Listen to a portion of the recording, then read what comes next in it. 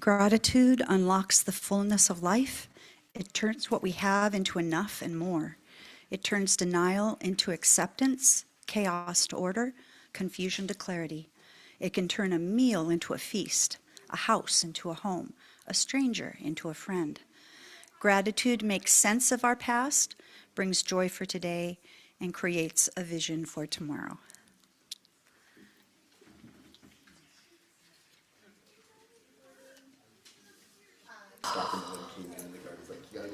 Invoking gratitude. This is a piece by African American composer Nathaniel Dett, and it is called Barcarolle of Tears. So we're sort of starting from the dark place here. This is a barcarolle is a boat song.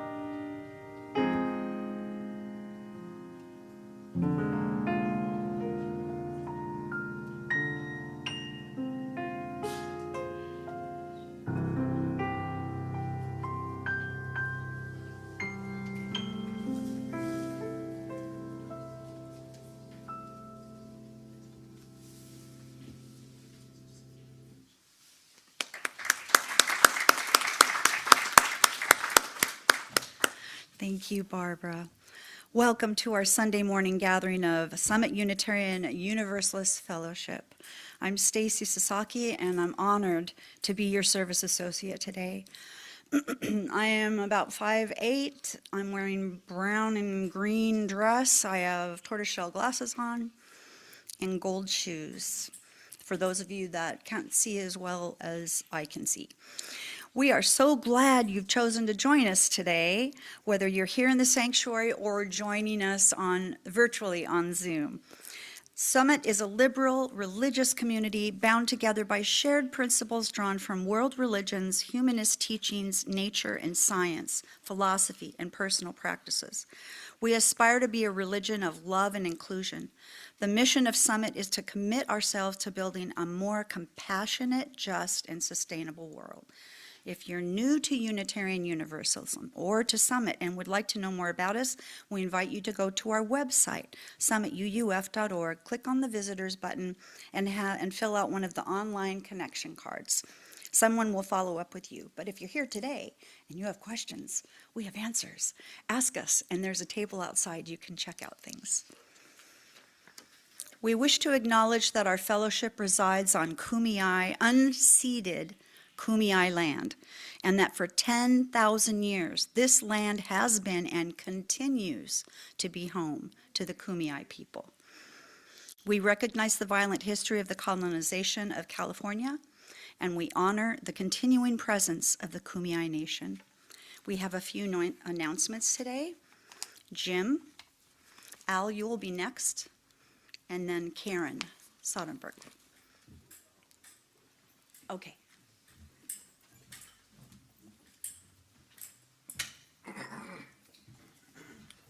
Good morning. I'm glad to see everyone out here on this sort of wonky weather day, especially for San Diego. I'm Jim Weed, chairperson of the Welcoming and Membership Committee, and I'm just reminding everyone that next Sunday, November 23rd, 11 a.m., we will be having our Getting to Know Us Better event next door in the library. This will be an opportunity for you to learn more about Unitarian Universalism and Summit UU Fellowship, specifically the history and programs that the fellowship offers. And finally, you'll have a chance to get to know people in our community better because we'll have a variety of people here at the event. So we will be bribing you with a light lunch. So if possible, and I know it's always iffy let me know so that we can make sure we have a lot of food.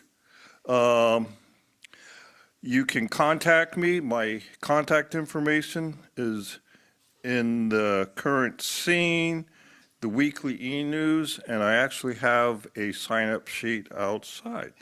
So I'm looking forward to seeing as many people there as possible, and make sure you bring your questions. Thank you.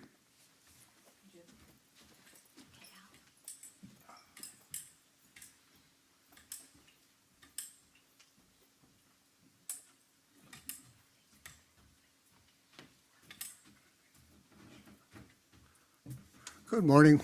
Yeah, I'm Al Mork, the chair of the Social Justice and Action Committee, and we decided, being as it's getting close to the end of the term at Grossmont College, we're going to suspend the Gizmos Kitchen program until after the first of the year when the students come back for next semester. So, okay. So, Karen.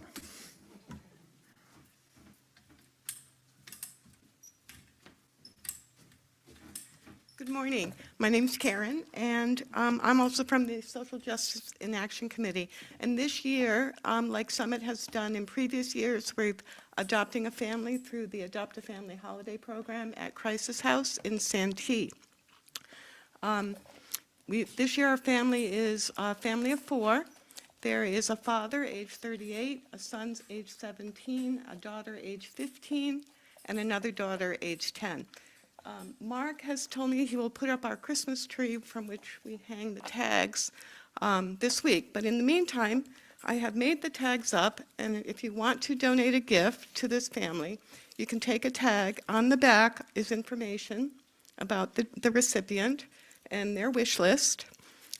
So feel free to come see me. I'll give you a tag, and any that don't get taken today will go on the tree.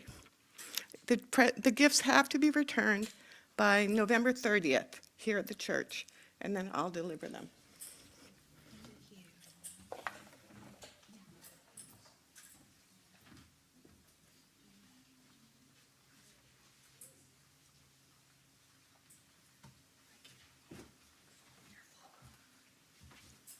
Buenos dias.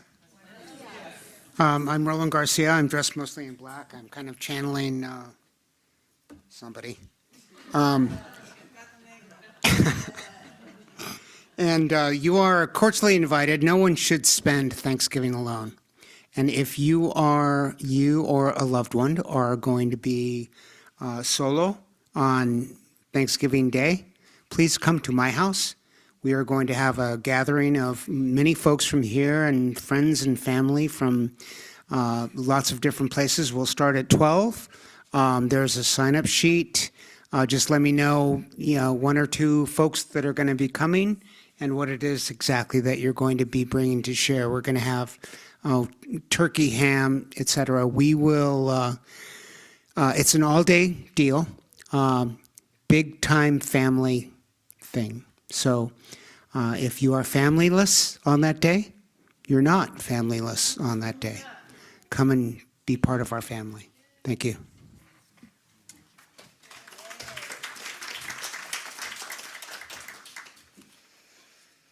If you're joining us on Zoom and you have a chalice, maybe you'd like to light it with us.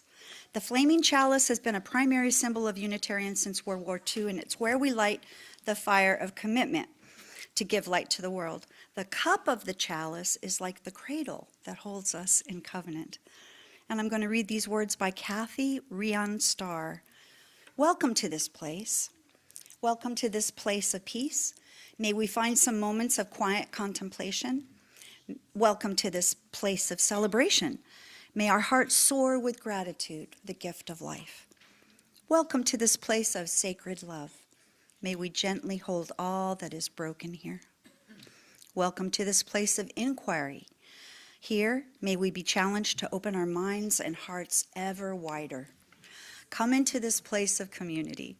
May we together draw the circle of love and justice ever wider.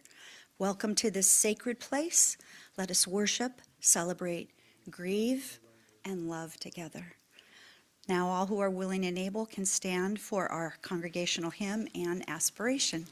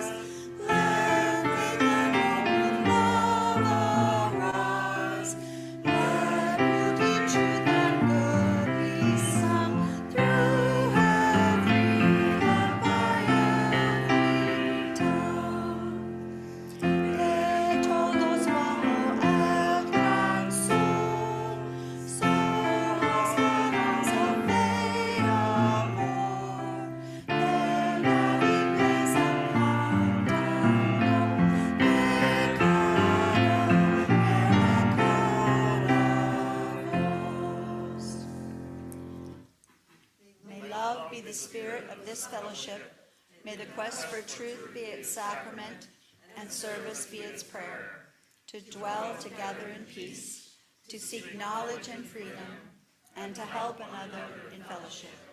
This is our aspiration. And now we have a special presentation by Dawn Janiyah Smith.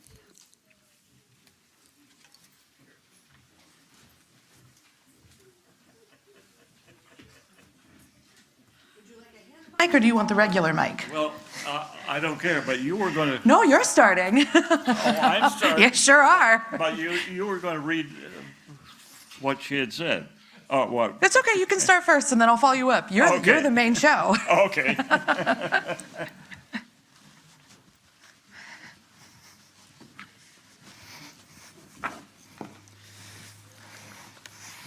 I had a little bit of confusion. I thought she was going to go through some of this stuff, and I was just kind of finishing up here.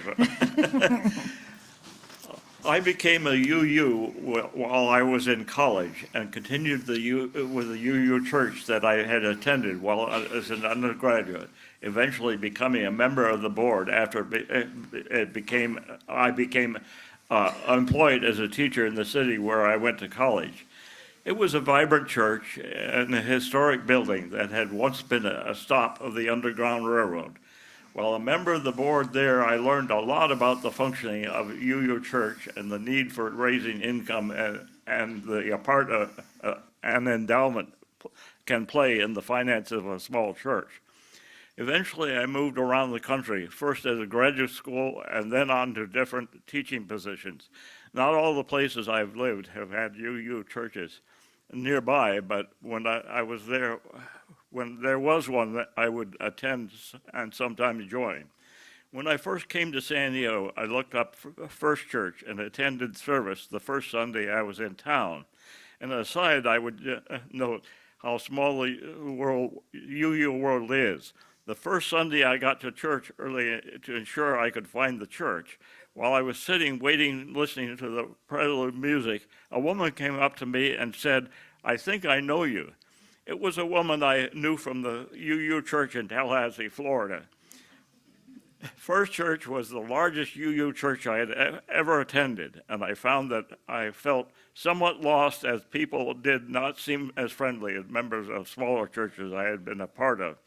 Fortunately, I began attending the singles group where I first met Barbara. She had been part of the committee of from First Church that had looked for a location in the East County that located the Masonic Lodge where Summit originally rented space. Barbara originally suggested the name Summit since the lodge was close to Coles Mountain. We split our attendance between First Church and Summit at first, and eventually we began coming to Summit on a regular basis. Barbara and I have always wanted to be involved. We have participated in committee work and covenant groups. At one point, Barbara was secretary of the board. Because I had experience with church finances, I accepted a position as trustee of the endowment fund when asked and served for a term. I have also served on the gift acceptance committee and the planned giving committee. As a trustee of the endowment fund, I helped to encourage donations to the endowment. We feel that Summit has been a major plus in our lives, and we have been happy as a part of it. Barbara and I have been redoing our trust, and on the advice of our financial advisor, we withdrew money from our 401ks while we were still alive. He indicated that it would simplify the settling of our estate when the time comes. I hope that you will consider including Summit in your estate planning. Carol Davis and I can talk with you about the process, although we can't offer legal advice.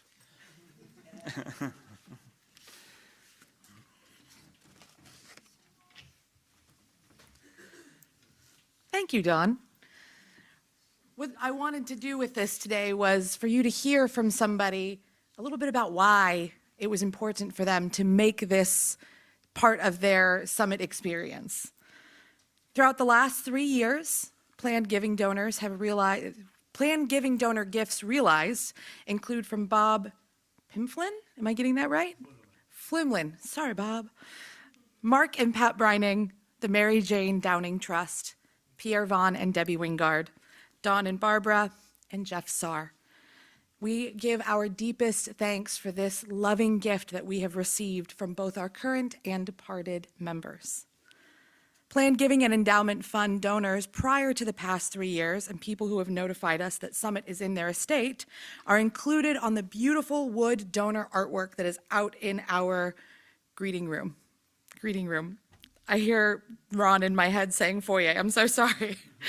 The artwork is really beautiful. Please take a few moments after service today to take a look at it. Our own Jenny Saar is the creator of that artwork.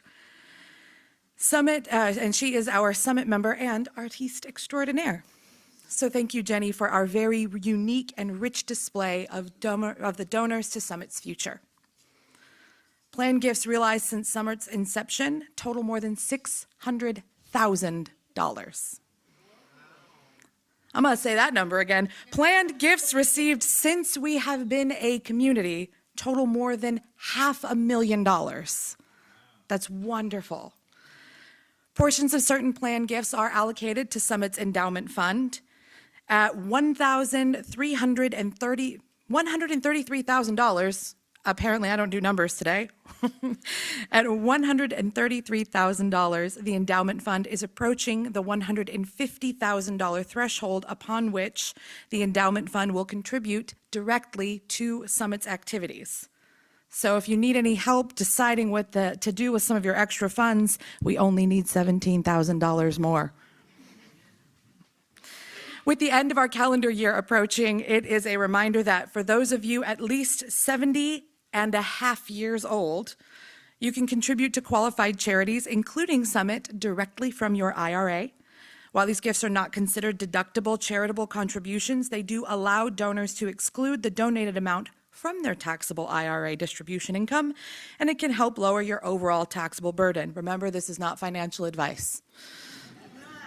And I'm the last person you want to take that from. So please consult with your tax advisor if you are interested in that option. We have brochures about planned giving in the entry hall. Please let myself, Dawn, or Carol, do you mind raising your hand in case you don't know who Carol is? Please let any of us know if you have any questions or if you would like to notify us that Summit is in your estate plans. While we may not advise you due to conflict of interest issues, we can explain to you more about planned giving.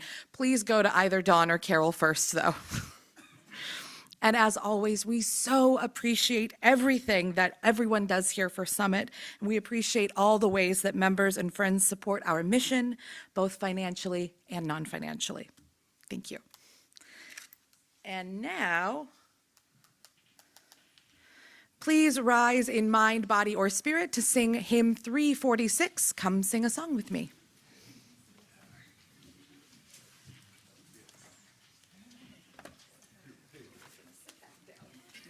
Go right ahead.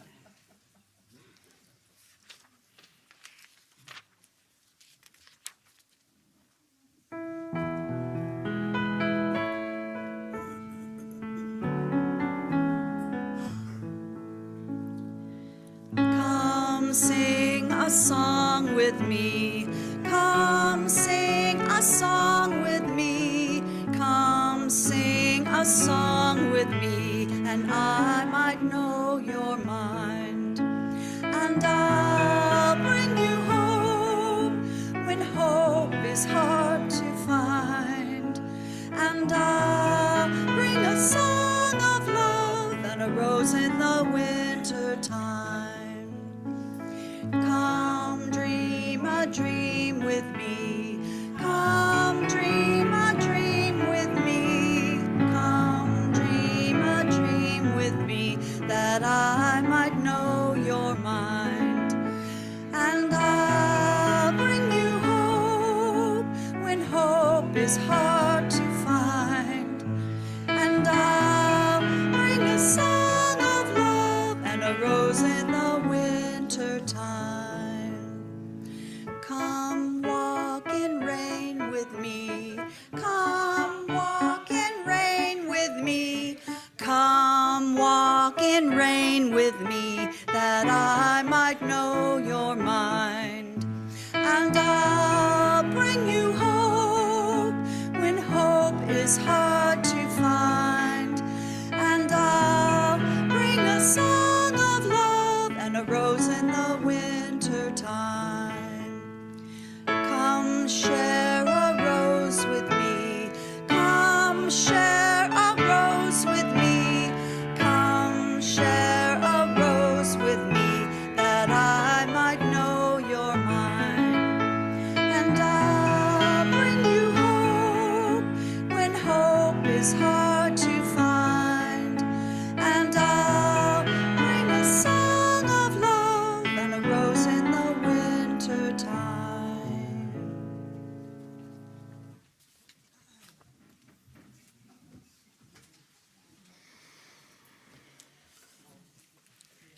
Our Joys and Concerns portion of our service gives us the opportunity to hold the things in our lives that are too big to be held alone. Everyone is welcome to share a joy or concern via text or email during the week, either to myself or Stacy Sasaki. You're also welcome at the beginning of service any Sunday to write one at our chancel. And whether spoken or unspoken, all are welcome to light a candle. I've got a few for you today. Barbara Scheidker shares a joy and concern for Ellen Garner, who has been released from the hospital. This is her joy. Her concern, which she's passing on, is that though she had a great outpouring of love and support from the community, it is still difficult for her to speak on the phone. Plus, she is working very, very hard on her physical rehabilitation and speech therapy. She's having problems coughing when she's in conversation, so please, no calls, no visits, but send cards, lots of cards. Text messages, short ones are okay. And she says, thank you, thank you, thank you to everyone in the congregation.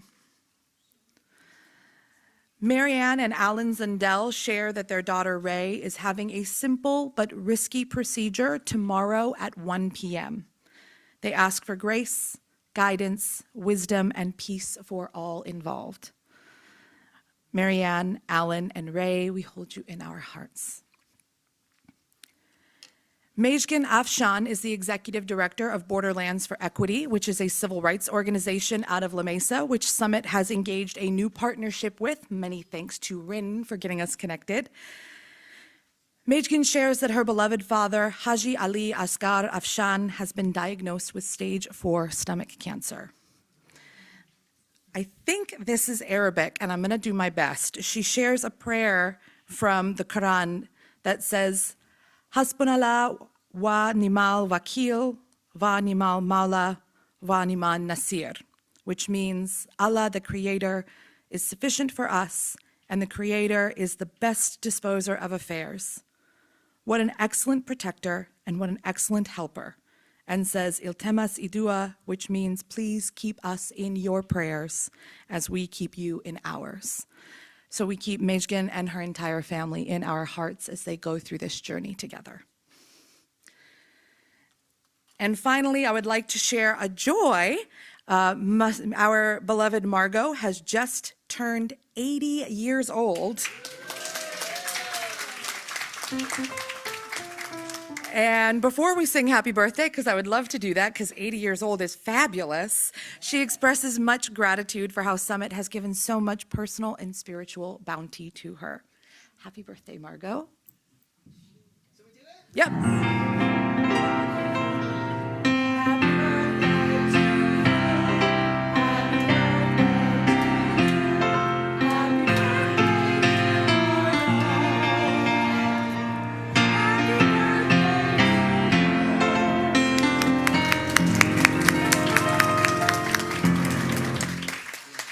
And thank you for literally the most rousing happy birthday I've ever heard in my life. I don't know when it got slow and dirgy everywhere else, but thank you for that uplifting happy birthday.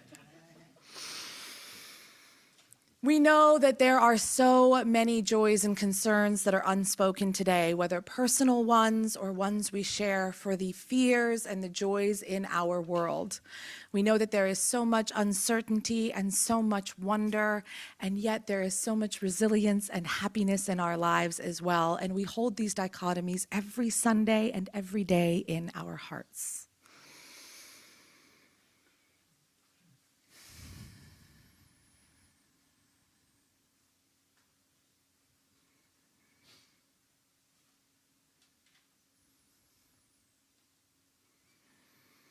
Amen. And now I would like to invite Mary Carter Vale to the pulpit. Good morning. Oh, there we go. Good morning. My name is Mary, and today I am wearing a black dress with all kinds of wonderful forest animals on it, including rabbits and squirrels and mushrooms, which are not animals, they're fungi. And they're fun guys. And I'm about 5'7" with graying red hair, and today I'm wearing boots. So I have a story for y'all. If anybody wants to come up, I'm going to use a puppet. He's very small.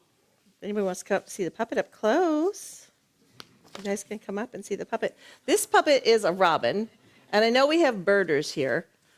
We're going to be talking about a sparrow. So imagine, birders, that this is a sparrow. Okay, there we go. Okay, so this is a modern fable called The Ungrateful Sparrow, and it reminds us how gratitude can be a powerful mindset and that changes how and helps us shift how we see things in the world. It can cause a shift from sadness to happiness. Does anybody need that? Sometimes, yeah. So once upon a time in a dense forest, I'm wearing the dense forest, lived a group of sparrows, and among them was a young sparrow. And this young sparrow was kind of very grumpy and dissatisfied. He was never content with what he had and always wished for more. He would often complain about the food, the nest, the weather. No matter how comfortable and cozy they were, he wasn't happy. His ungrateful attitude made him an outcast amongst his peers. He was a bummer. So one day the young sparrow flew away from his flock in search of a better food and a better place to live. And he flew for miles and miles and miles and then reached a lush green garden filled with fruits and vegetables. And the young sparrow was so delighted to have found such a beautiful place, he decided to make it his new home. He made a nest for himself out of branches from a tall tree and started to gorge on the delicious fruit from the trees. Fresh fruit from trees is so good. He felt happy and content for a while, but soon his greedy nature took over and he wanted more. He started to demand more fruit from the trees. Hey, tree, give me more fruit. And when they didn't give him enough, he became angry and started to peck at them. Trees only give fruit once a year, right? One time a year, so they don't give him. So he's pecking at the trees. Now, the gardener noticed the damage the young sparrow was causing to his fruit trees and decided to get rid of him. So he set a trap for the bird and caught him in a cage. So the young sparrow was trapped and helpless in the cage, and he regretted his behavior and wished he had been grateful for the comforts that he had had and never left his flock. So the days passed, and the young sparrow, still trapped in the cage, he had lost his freedom, and he lost his will to live. Now, he wasn't starving. The farmer gave him seed and water, but he really loved his freedom. So he realized the true value of freedom and the importance of gratitude, and he understood that he should have been happy and had not wished for more because he had what he needed. So one day, a wise old sparrow, I don't have two puppets, flew in. He flew by the garden and there's wise old sparrow, and saw the young sparrow trapped in a cage. And the old sparrow asked him, why had this happened? And the young sparrow explained his story. The wise old sparrow listened carefully, saying, be grateful for what you have, and you will always have more. But if you are ungrateful, you will lose what you have. And the young sparrow, he realized the truth of the old sparrow's words and promised to never be ungrateful again. And the wise old sparrow then flew to the gardener and asked him to release the young sparrow, and the gardener agreed and set the bird free. So we can all talk to birds in this world. So the young sparrow flew back to his flock, where he was welcomed with open wing, and he apologized to his peers for his behavior and promised to be a better sparrow from then on. And the other sparrows forgave him and welcomed him back to the flock. And from that day on, the young sparrow became a different bird. He was always grateful for what he had and appreciated the comforts of his nest, the food, the company, and he realized that happiness came from within and that material possessions did not bring you lasting joy. The wise old sparrow's words had changed him forever, and he learned the greatest gift of all was the gift of gratitude, and he gained it through his painful experience.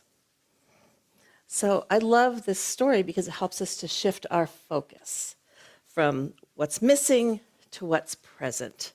And our hearts can open to the happiness and the generosity. And a way gratitude is not only a feeling, but a way of living that spreads hope and kindness to others. So today we're going to talk about gratitude and the glass half full, the glass half empty, and we're going to frost donuts.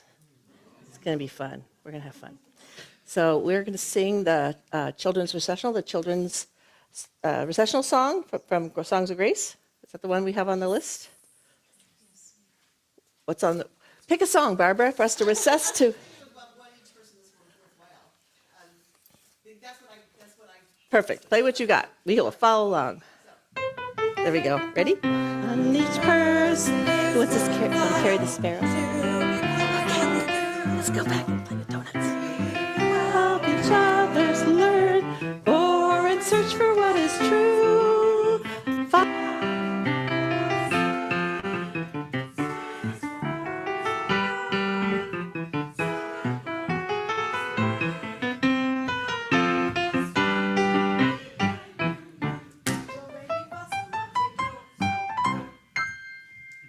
And now, if you're willing and able, we're going to stand and sing hymn number 346. Oh, I'm sorry. What am I looking at? Oh, we already did that, huh? Sorry. You don't want to sing it again? Number 22. I even had it in my book right here. Okay.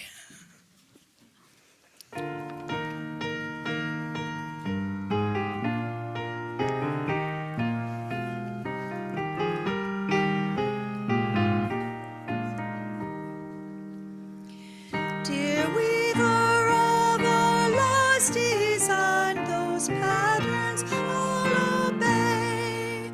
With skillful fingers greatly guide that sturdy thread that will survive the tangle of our days. Take up the fabric of our lives with hands that gently hold, binding the rugged edge that care would sunder and that pain would tear and mind and souls. Let eyes that in the plainest cloth a hidden beauty see, discern us in our richest hues, show us the patterns we may use to set our spirits free.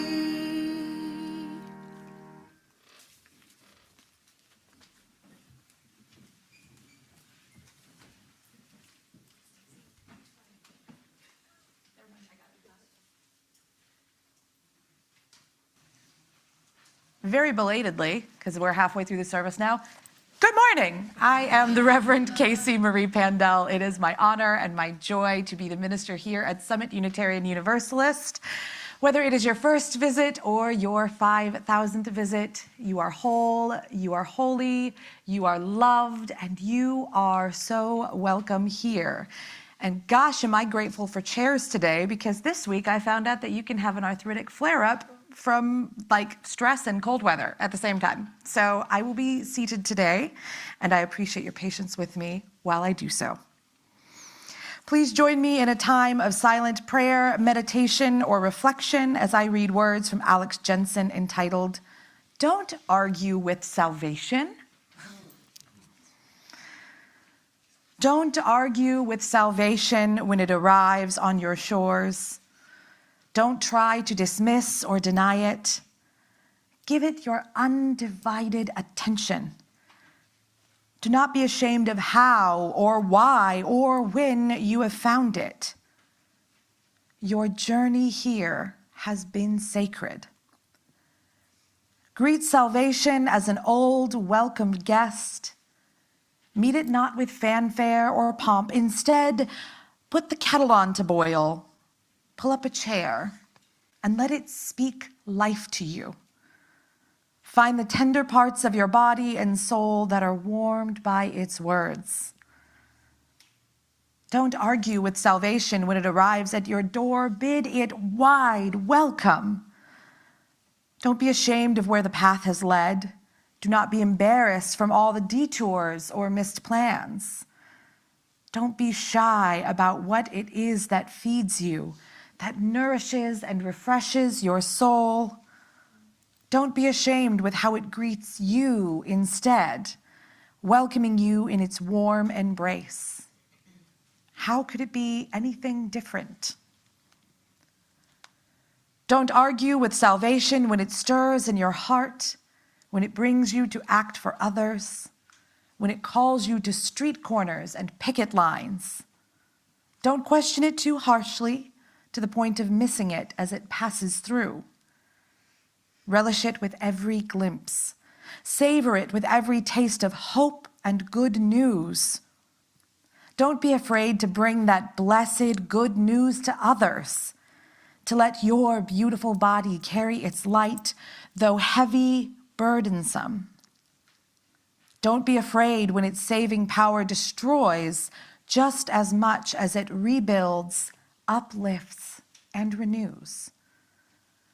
Don't argue with salvation when it finds you when you least expect it, in an empty parking lot, on the kitchen floor, in the eyes and arms of a beloved.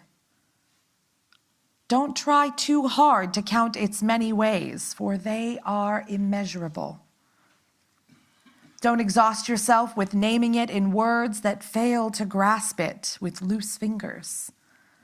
Surrender in those moments when you find yourself in its presence. Yield to it with an open clay heart ready for molding. Don't try to shut it out too soon or run too far from it. It won't make you stay.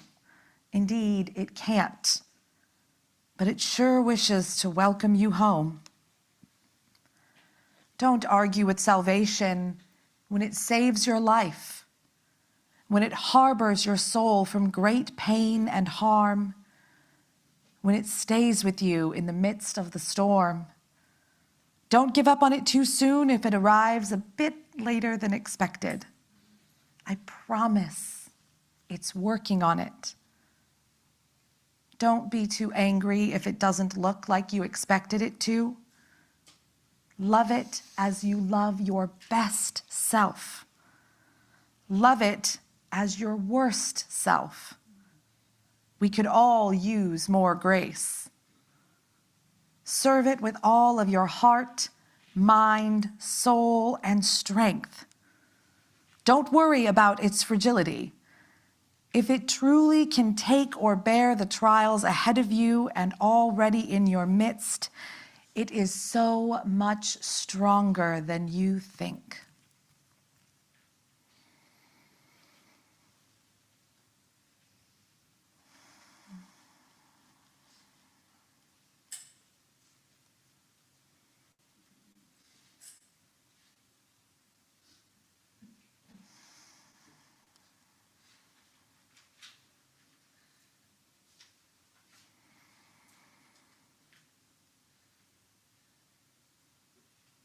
So may it be, and amen.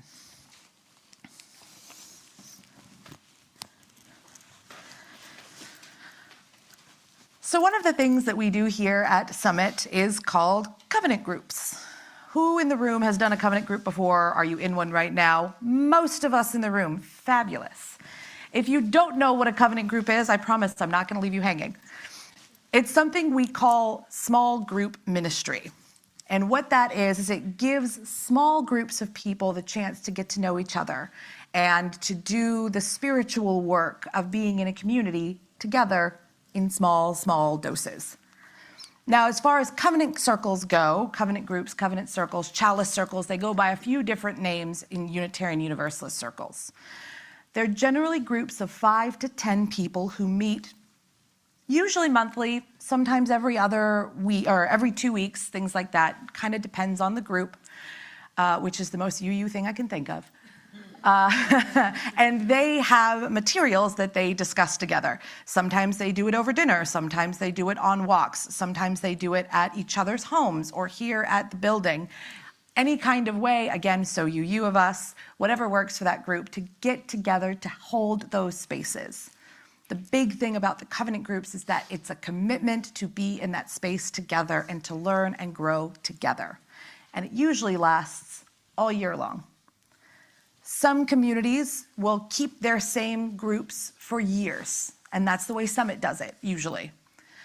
Other communities will change groups every single year, so you have a new group every year you do a covenant group. Whatever works for that group is what works for them. I write the covenant group materials. Thank you so much to Debbie for encouraging me to do so instead of just sending out what we get from Soul Matters, which is the paid service we use, Mary and I and the worship team, and sometimes our music, to make Summit happen on a Sunday or throughout the week. We use it for RE and we use it for small group as well.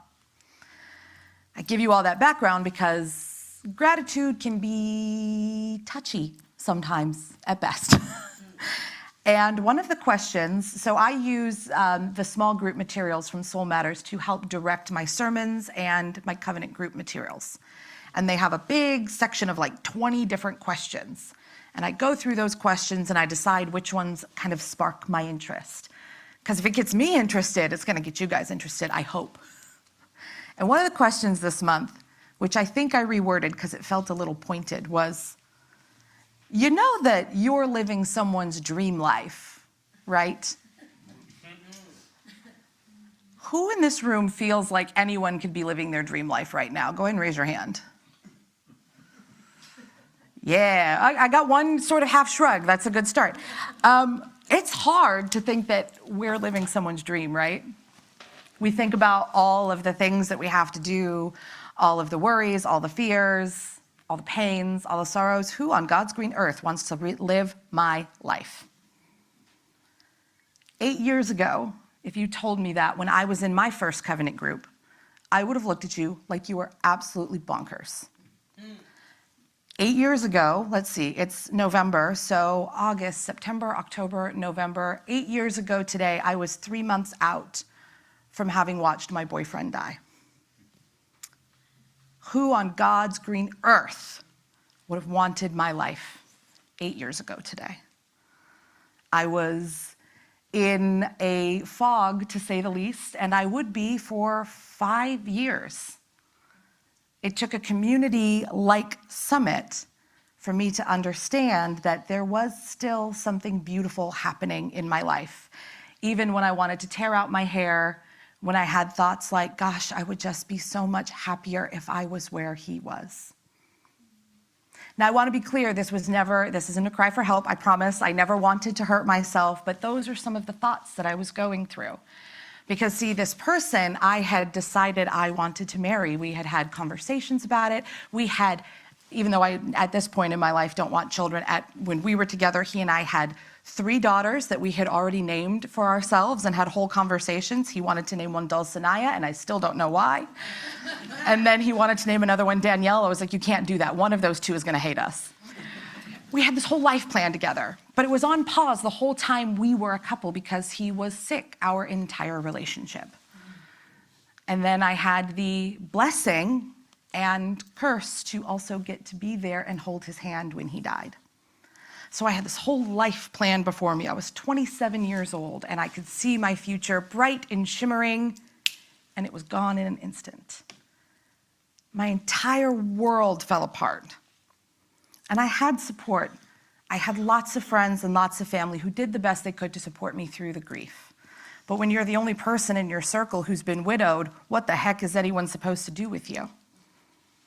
So I came to church, which, for the record, I had spent 2 years telling that minister I had no interest in coming to church and please leave me alone. But it was being in that space with people, being in that covenant group, even though it was short-lived for me because I worked evenings. It was having people look at me and say, but there's still wonderful things happening in your life. And I'll admit, I was a brat about it. I never thought there was anything wonderful going on in my life. I worked a minimum wage job up in Orange County.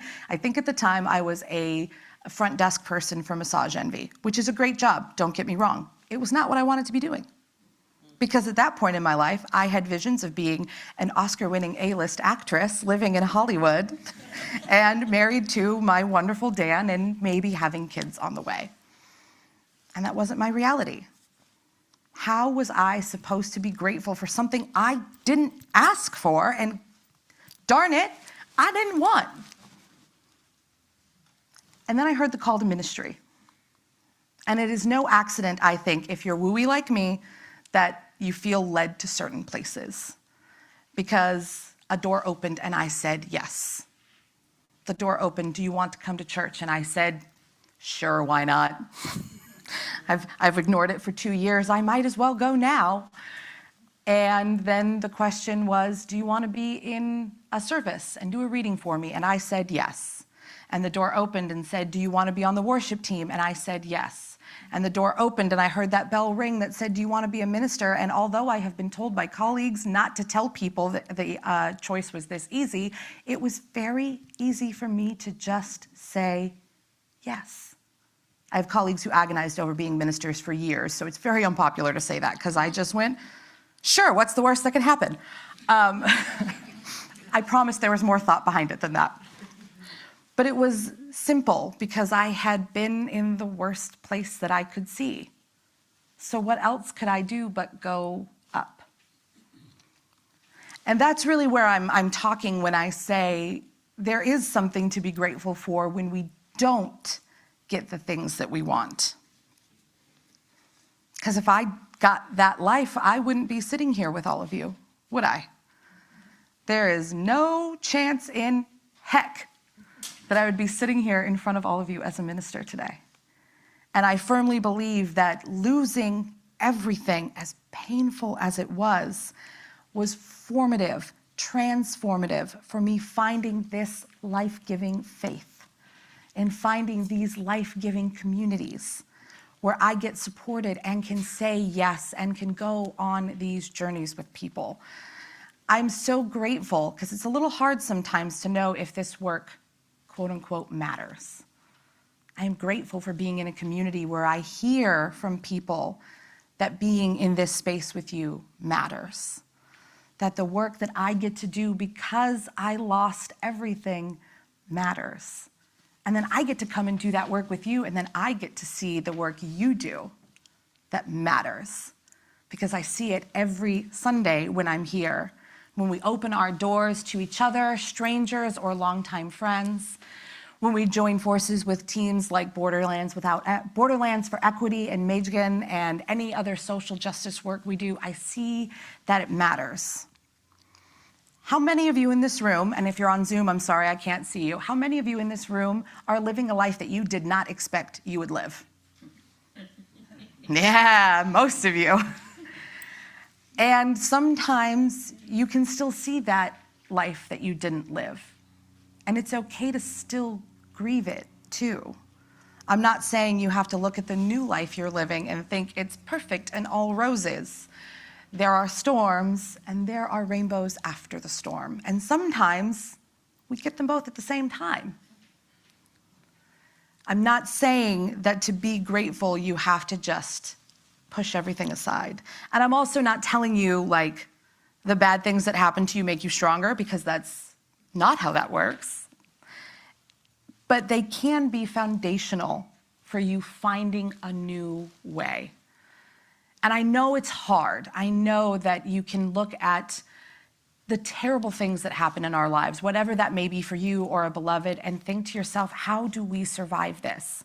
And I'm not telling you, well, just be grateful and it'll fix everything. There are a lot of people who said that to me after Dan died. I think I mentioned someone said at his funeral, it's okay, Casey, you're still young, you'll fall in love again one day. And 8 years later, I did.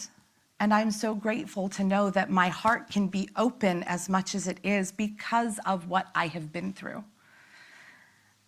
I'm not going to tell you that you have to do it my way. I'm not going to tell you that my way was the best way. But I am going to tell you that there is always, even on the darkest days, when we're clouded and we feel like we're suffocated and we can't breathe, there is something to be grateful for that is worth it. And it's not in a platitude of you just need to look around you and find it. There are people who did not have a roof over their head through the storms this week. All of us in this room did. And that's not to wag my finger at you. It's just an example of how we can find things to be grateful for even when it's not what we want. I know it's so hard to be a human sometimes, and we look at the world and go, it could be better. And yet, the resilience that we find when we can build those futures that are different than the ones we imagined can be so much more magical because we get to choose to build them. In our personal lives, when we go out there into the world and to do the work in the community, yes, the world does not look the way we want it to. How many people have read the news this week and thought, oh God, this is not the America I know? We have an opportunity to build something better together. And it starts with the gratitude of knowing that even on the darkest days, we are in these spaces together, that we get to choose to love and be loved into being together in this place. And on those days when it's really hard to hold the good things and the sad things, come see me, and I will hold them with you. Come see each other, and we will hold it with you. You never have to be grateful every second of it, but let us try to help find those things that make it easier to be. We can do both. Our hearts are big enough to break and to build at the same time.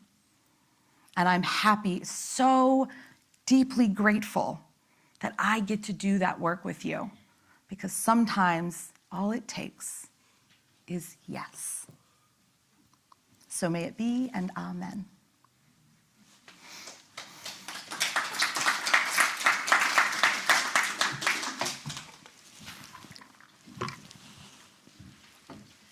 I don't know about you, but when I come here, I feel cradled in a lap of love. I feel sheltered. I feel safe. This is a place that's very important to me. We are a fellowship supported entirely by the voluntary generosity of our members and friends. If you value and appreciate Summit the way I know you do, this is one way you can show it. We greatly appreciate our faithful pledgers who continue to keep up their monthly contributions and then additionally contribute on Sundays. It's easy to contribute to our virtual plate if you're on Zoom. If not, there's also a QR code in our order of service.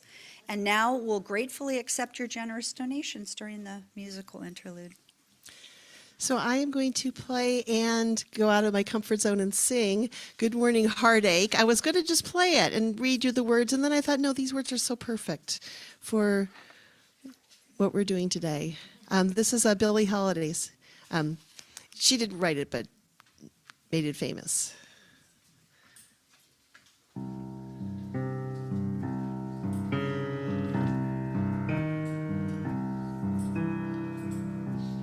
Good morning, heartache, you old gloomy night. Good morning, heartache, thought we said goodbye not last night. I turned and tossed until it seemed you had gone. But you are here with the dawn. Wish I'd forget you, but you're here to stay. It seems I met you when my love went away. Now every day I start by saying to you, good morning, heartache, what's new? Stop haunting me now. Can't shake you know how. Just leave me alone. I've got those Monday blues straight through Sunday blues.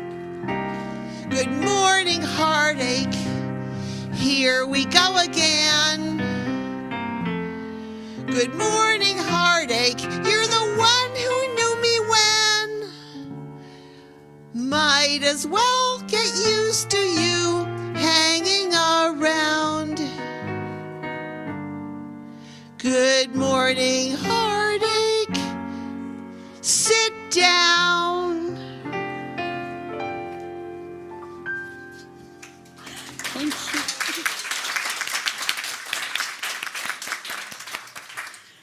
Our closing hymn is number 1020, Woyaya. And Woyaya is the Ga language of Ghana, which means we keep going. And it's number 1020 in your teal hymnal.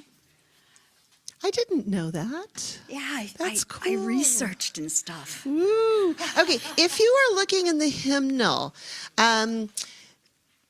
second page, it splits, actually no, yeah, on the second page it splits into harmony. Let's just sing the melody this time, so you'll be singing the top line. At some point, maybe we will do this with the choir, get the harmony in this, and but anyway, there's one part that's a little complicated, that is the woyaya, and it just goes woyaya, woyaya, sing with me, woyaya, woyaya, and then it goes fancy, woyaya, ya, ya, ya, woyaya, ya, ya, one more time, woyaya, ya, ya, woyaya, ya, ya, ya, ya, and it's on ya. Ready? We are going, heaven knows where we are going, but we know within, and we will get there. Heaven knows how we will get there, but we know we will. It'll be hard, we know, and the road will be rocky and rough, but we'll get there. Heaven knows how we will get there, but we know we will. Woyaya, woyaya, woyaya, woyaya. We are going, heaven knows where we are going, but we know within, and we will get there. Heaven knows how we will get there, but we know we will. Woyaya, woyaya, woyaya, woyaya, not fancy. Woyaya, ya, ya, ya, woyaya, ya, ya, ya, woyaya, ya, ya, woyaya, ya, ya, ya. Woo!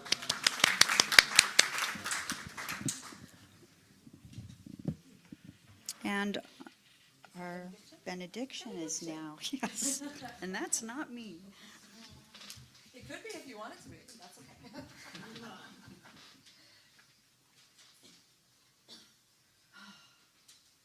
My benediction is always my outgoing prayer for everyone.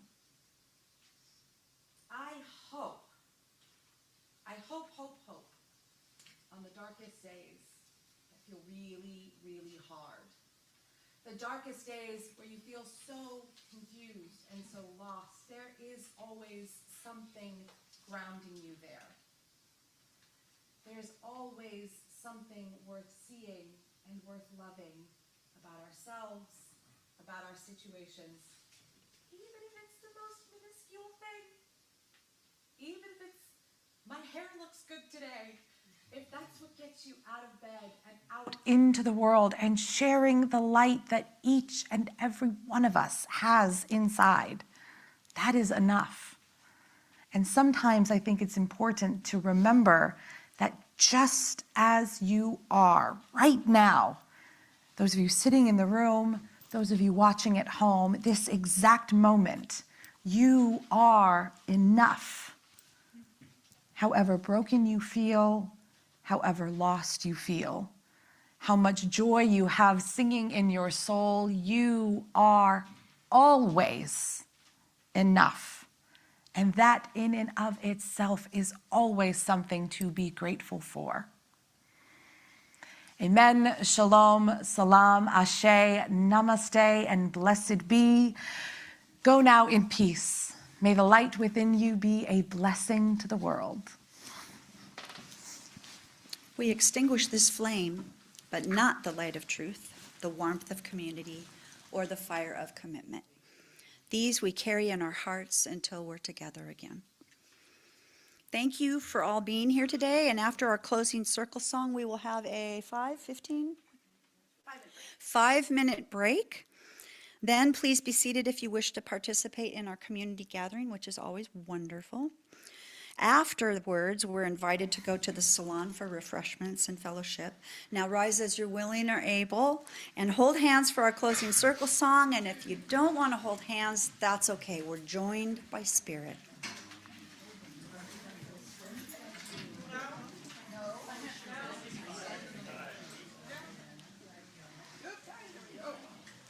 That's a good. I like modeling. Besides, you'll spear me. I'll put my hand up.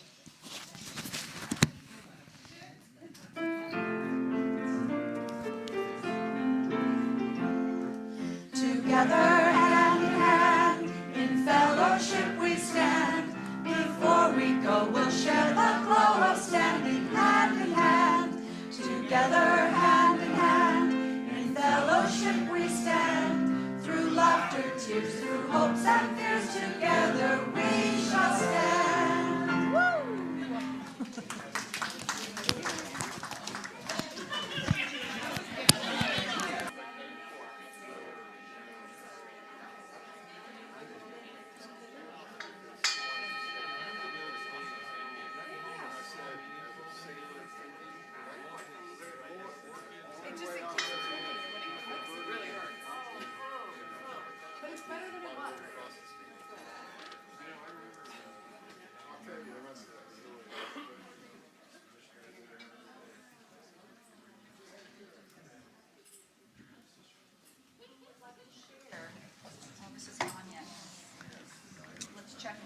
On first. There we go. Perfect, Who would thank like to you. share?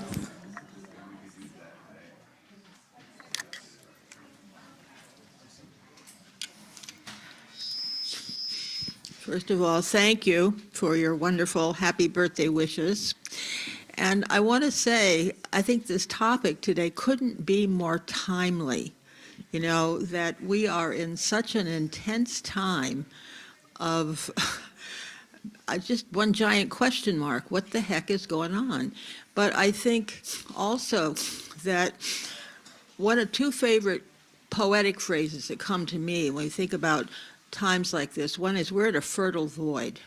You know, I don't know what is going on, but something's. And my other favorite poetic term is, we're in spiritual compost.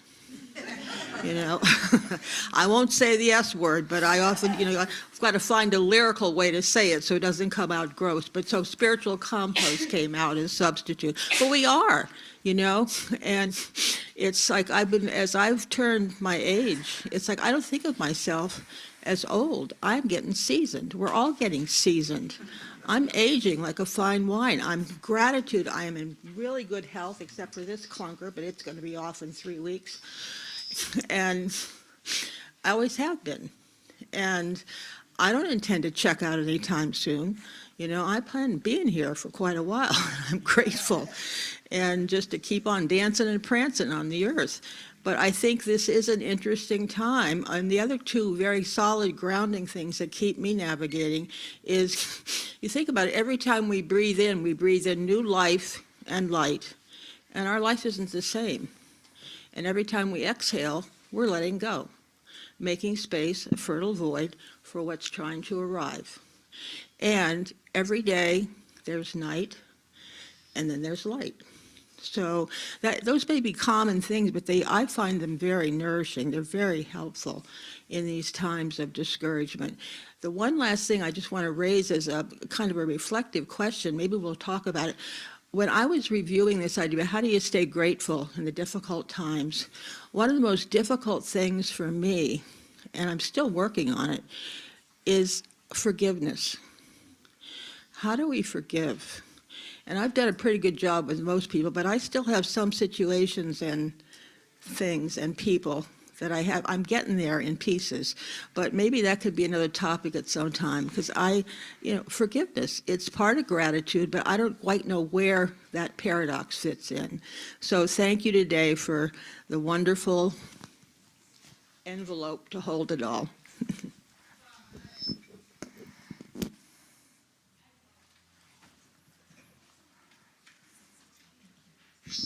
Yeah, Jim Weed again. Yeah, thanks for sharing what you had to share about how you wouldn't be here if it wasn't for some of the unfortunate situation, because I can say the same thing. I would not be here at Summit if it wasn't for the stillbirth of our first son. And it was at that time, even though we were involved at First UU, that we got to know Ned Wright, started attending, and here we are today. And I've had people ask me, Jim, you don't get frustrated. You don't seem to get upset or mad. And I do.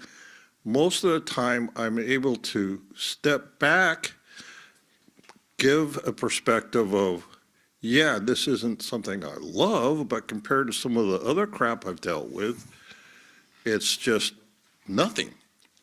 And then the other thing is,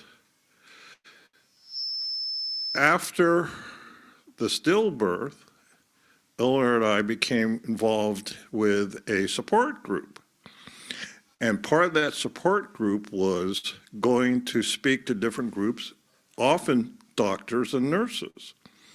And that, over time, gave me the confidence to stand up in front, because until then, I could do it, but I was never comfortable. But I'm thinking to myself, crud, if I can talk to these people and they're actually listening to me, I got to be doing something right. So yeah, it sucks. It still sucks, the stillbirth of our first son. But over time, and time is the essence, it just became part of who I am, for better or for worse. Thank you, Jim. Someone asked me last week, how do you have like school and work and all things going? I was like, well, I've been through worse, so and then that's really it. I think if we can be grateful for the lessons that we learn too, that helps make some of the other stuff a little easier. I'm not saying it fixes everything. It makes it hurt a little bit less.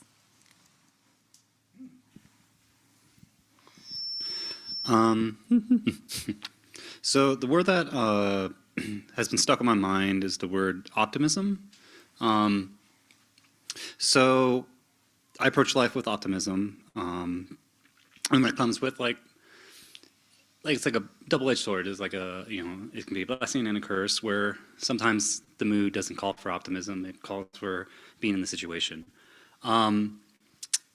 The hurdle that I have, and I don't know if there's an answer or something that for food for thought, but when it comes to gratitude, I can throw the words out in my head, I can say it out loud, and there's even moments where I feel that warmth or that grace that I'm giving to myself or to the situation. But there are times, or several times, where there's just this barrier between the sensation or the feeling of gratitude versus I don't know, it's like intellectualizing or just being present and trying to throw gratitude while present. And so I'm just trying to figure out what other ways am I guess, feeling the growth or feeling the slow process of gratitude, even though the emotion or the feeling isn't there with it. And that's probably one of the hangups that I keep experiencing with trying to express gratitude in my day-to-day.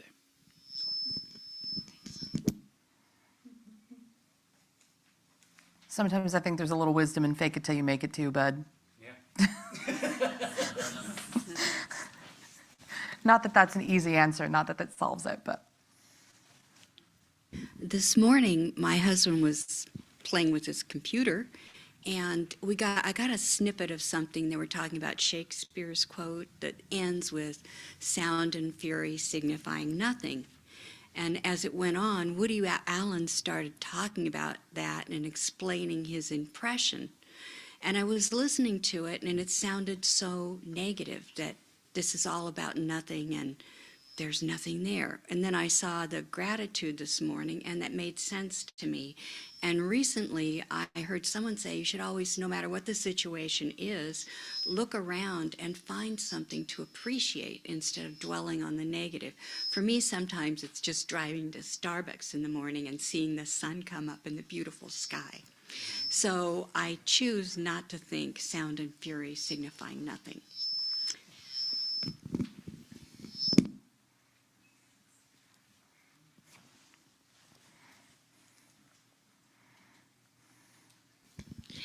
Say who you are. My name is Stacy.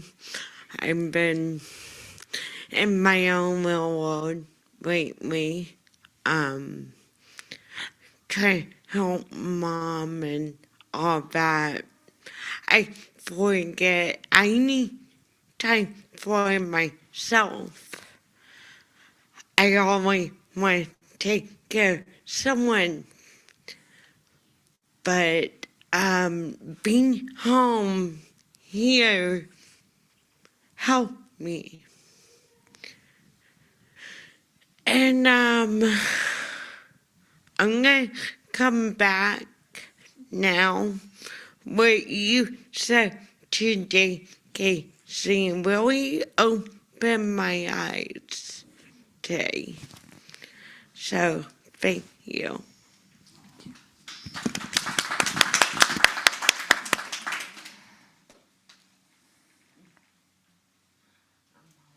Else?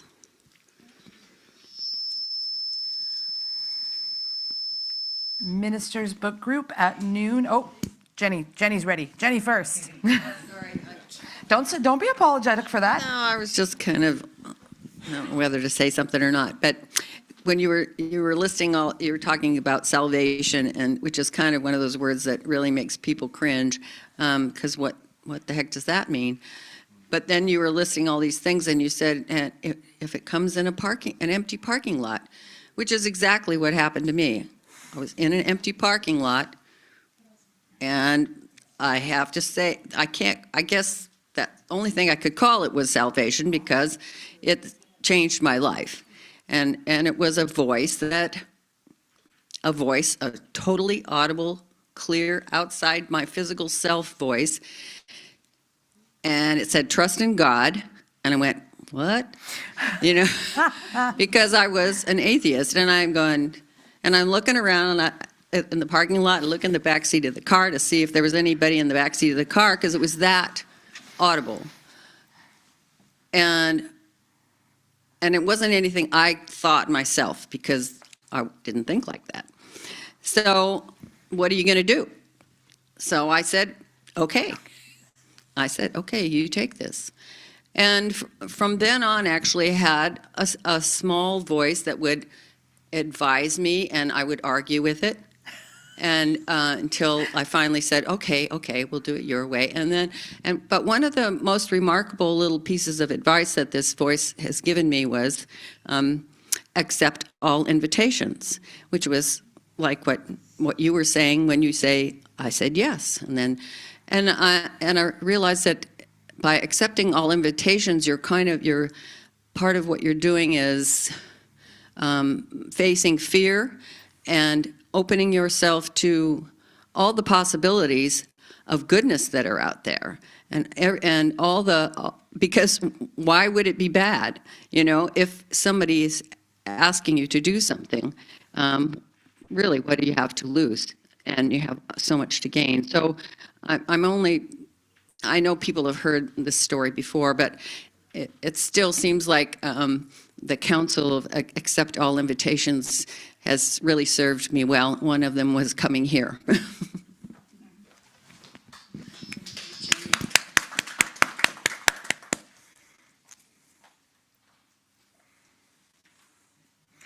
Ministers Book Group at noon in the library. We will be doing Social Change Now. If you have not read the book, come anyway. There's a lot of really great stuff in there, and I would love to start seeing us build our ecosystem, which will make more sense if you can make it to book group. Enjoy the salon. Thank you all for your vulnerability and your love, as usual.